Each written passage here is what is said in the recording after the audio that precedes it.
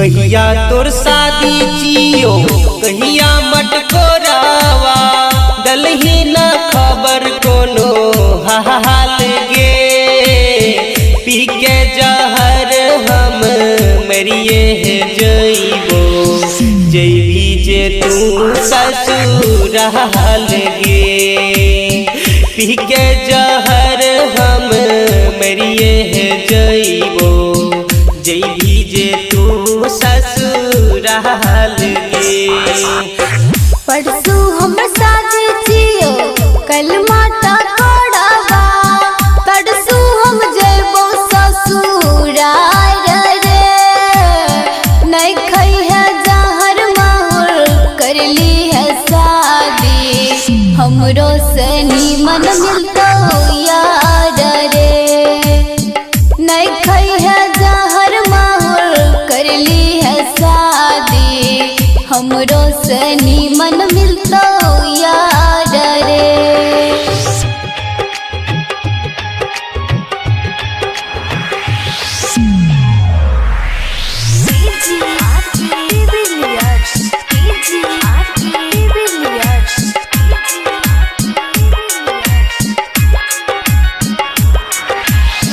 कौन रंग के साड़ी मिलवी कौन रंग सीनू रहवा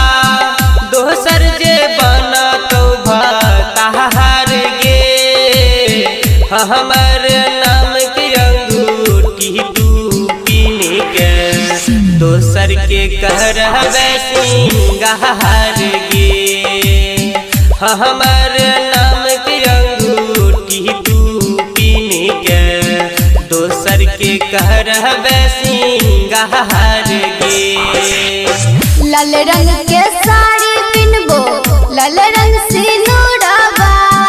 मेहंदी रचबो तोरे नाम रे माई बाबू के आगे जियो हम मजबूर जा पर तो तोरा से दूर रे माई बाबू के आगे जियो हम मजबूर जा पर तो तोरा से दूर रे।